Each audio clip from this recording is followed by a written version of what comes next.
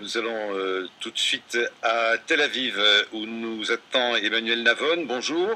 Bonjour. Vous êtes professeur de relations internationales à l'université de Tel Aviv et également vous vous lancez, vous en aviez parlé quand nous étions à Jérusalem avec vous notamment dans la politique et souhaite obtenir une place sur la prochaine liste du Likoud aux prochaines législatives en Israël. Emmanuel Navon, merci d'accepter notre invitation au téléphone.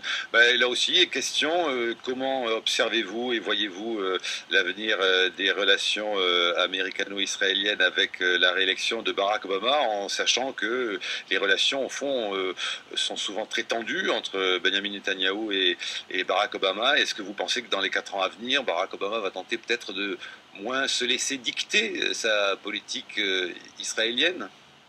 Je ne pense pas que Barack Obama s'est laissé dicter sa politique israélienne ces 4 dernières années. Au contraire, il s'est montré très indépendant vis-à-vis d'Israël en comparaison à ses prédécesseurs. Personne ne lui a dicté sa politique. Mais je pense aussi qu'il faut faire la différence entre les relations personnelles entre le président américain et le Premier ministre israélien, qui d'ailleurs se sont améliorés ces 2 dernières années, et la profondeur de la relation stratégique, militaire et idéologique, je dirais même, entre Israël et les États-Unis, puisque je rappelle que sous Barack Obama, et c'est d'ailleurs ce qu'a dit le Premier ministre israélien et le ministre israélien de la Défense, les relations militaires et stratégiques n'ont jamais été aussi poussées, aussi étroites. Donc je pense qu'il faut remettre les choses en perspective. Il est vrai que cela dit, Barack Obama avait reproché notamment à Mitt Romney d'être allé chercher des fonds en Israël pour sa campagne électorale et notamment avec une rencontre avec Benjamin Netanyahou. Brice Couturier. Oui, ce qui est intéressant, c'est que oui, et puis aussi une question à Alexandra de Hauptscheffer, c'est le partenariat entre Israël et les États-Unis a connu un tournant, c'est évident, sous Obama, parce qu'il y a une méfiance réciproque, parce que Netanyahou est de droite et Obama est de gauche, il y a aussi cet aspect-là des choses, et surtout parce que les élections qui vont avoir lieu en janvier en Israël vont de toute évidence conforter Netanyahou, qui aura donc des moyens supplémentaires de résister à Obama. Il ne faut pas oublier qu'Obama avait demandé avec insistance à Netanyahou de mettre fin aux implantations de colonies dans les territoires occupés, ce que Netanyahou a refusé obstinément. Il a continué et donc il a montré lui aussi son indépendance. C'est pour ça que quand Alexandra de Hauptscheffer nous dit le leadership from behind, ça veut dire aussi que les Américains prennent conscience des limites de leur influence. Cette influence, elle est limitée en Égypte, mais elle est limitée en Israël aussi. Alors Emmanuel Navon et puis Alexandra de Hauptscheffer. Écoutez, d'abord, les différences d'opinion, aussi bien Israël que les États-Unis, sont des pays démocratiques, et ce n'est pas la première fois qu'il y a des dirigeants dans les 2 pays de 2 tendances politiques différentes, voire opposées. Cela a eu lieu de nombreuses fois dans le passé.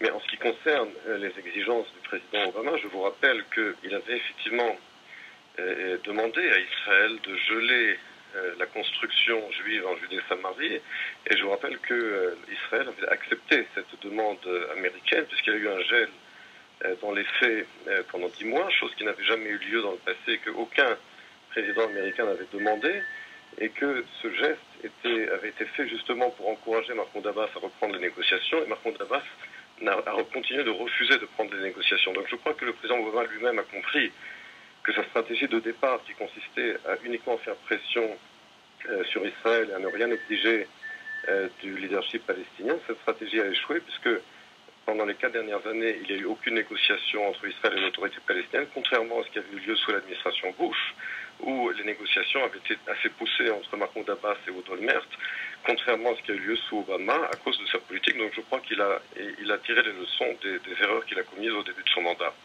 Et ces erreurs-là, vous les résumeriez à quoi à peu près ?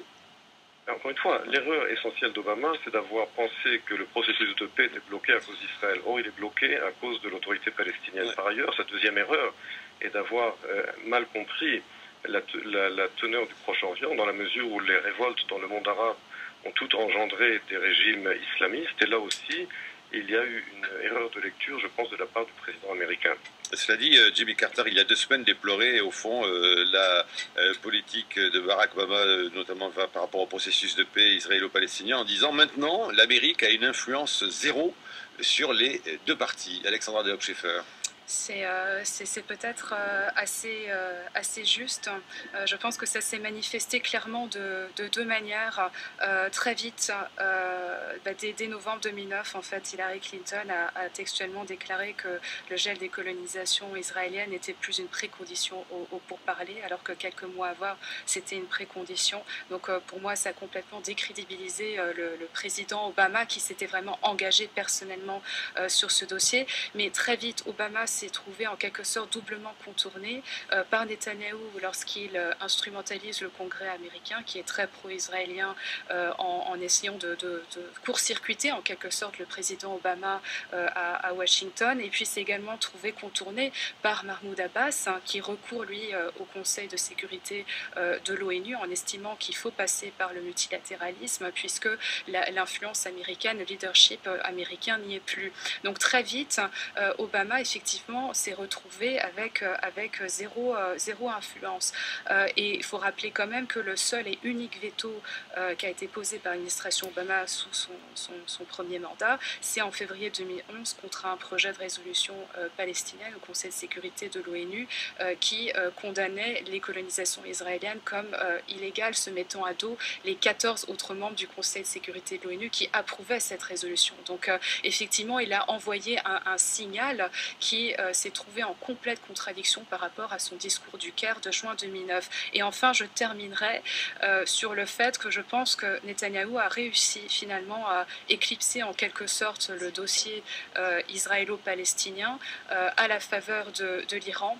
Je pense que l'Iran sera un des premiers dossiers brûlants de politique étrangère au détriment du dossier israélo-palestinien qui se trouve pour le moment mis de côté. Merci Emmanuel Navon de nous avoir rejoints depuis Tel Aviv et avant